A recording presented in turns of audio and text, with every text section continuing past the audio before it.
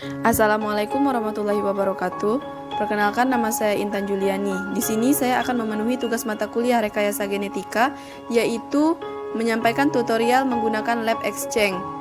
Yang saya hormati Ibu Salmi SSI M Biomed selaku dosen pengampu mata kuliah Rekayasa Genetika. Berikut tutorial mengenai Lab Exchange. Selamat menonton. Yang pertama, klik menu library, kemudian pilih sesuai dengan kebutuhan. Di sini kita memilih restriction enzim digesti karena kita menggunakan enzim retriksi. Kemudian klik menu start simulation untuk memulai tahap pertama. Kemudian pilih level 1, klik start simulation. Kemudian pada menu konteks, klik next session. Kemudian pada menu material, lihat alat dan bahan yang akan digunakan.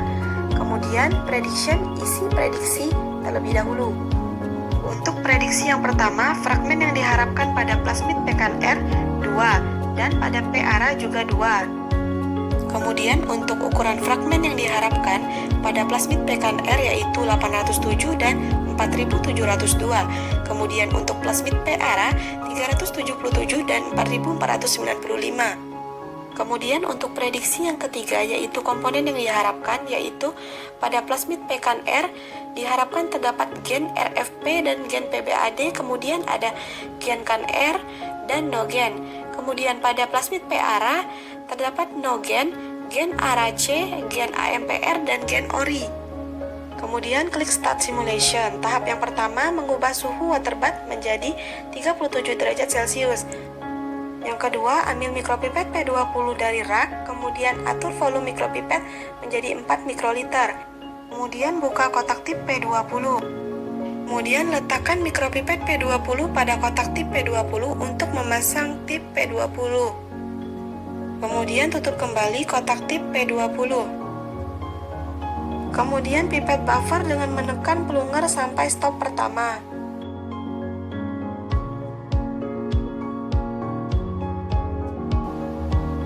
Lalu keluarkan buffer pada tube K+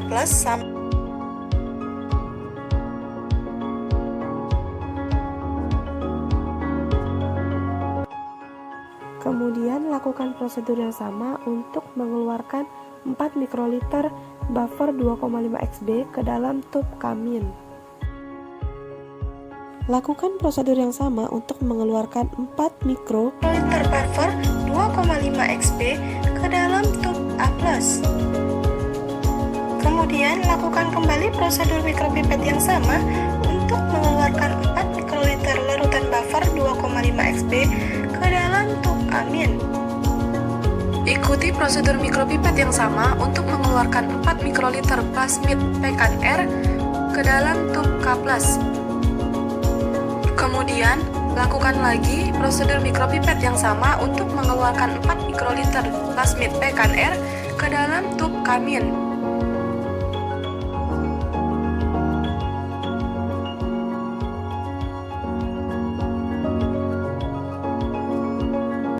Kemudian lakukan prosedur yang sama untuk mengeluarkan 4 mikroliter plasmid PARA ke dalam tube A+. Kemudian lakukan kembali prosedur yang sama untuk mengeluarkan 4 mikroliter plasmid PARA ke dalam tube A-.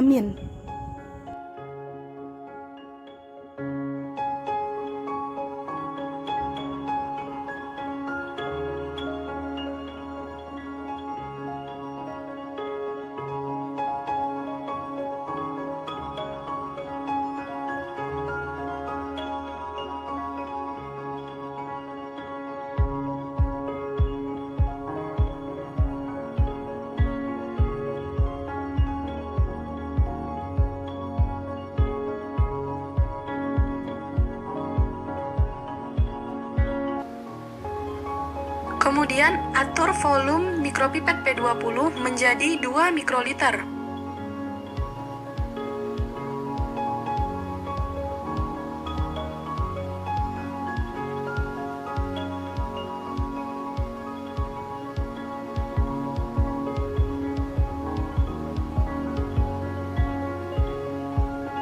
Kemudian ikuti kembali prosedur mikropipet yang sama untuk mengeluarkan 2 mikroliter enzim retriksi dari tube RE ke tabung A+. Selanjutnya, buka mikrosentrifugasi. Letakkan tub K+, K-, A+, dan A- di dalam mikrosentrifugasi dan atur keseimbangannya dengan memberi jarak yang sama antara satu tub dengan tub lainnya. Selanjutnya, tutup kembali mikrosentrifugasi dan atur waktu mikrosentrifugasi menjadi 10 detik. Kemudian, setelah selesai, buka kembali mikrosentrifugasi dan keluarkan tub yang terdapat di dalam sentrifugasi. Setelah selesai mikrosentrifugasi, pindahkan tub ke rak yang ada di samping mikrosentrifugasi. Kemudian, pindahkan ke floating tube rak. Kemudian, tutup kembali mikrosentrifugasi. Selanjutnya, buka water bath. Setelah itu, masukkan rak yang berisi tub ke dalam water bath yang memiliki suhu 37 derajat Celcius. Kemudian, tutup kembali water bath dan atur waktu water bath selama 1 jam dan klik start.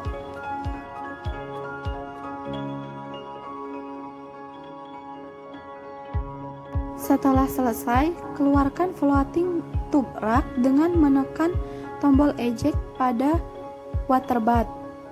Selanjutnya, tahapan yang terakhir yaitu buka freezer. Kemudian, letakkan rak tube ke dalam freezer dengan suhu 20 derajat Celcius. Kemudian, tutup kembali water bath dan simpan sampel untuk dianalisis nanti. Setelah semua tahapan selesai, didapatkan hasil berikut ini. Berikut adalah hasil actual result yang menjadi pembanding dengan hasil yang didapatkan atau ideal result. Selanjutnya, muncul tampilan reflection yang merupakan pertanyaan dari tahapan yang telah dilakukan pada praktikum menggunakan lab exchange tersebut. Adapun tujuan dari praktikum Atau ini dapat berupa adalah pertanyaan untuk tujuan dari melakukan praktikum yang digesti telah atau dilakukan. pemotongan plasmid menggunakan enzim retriksi.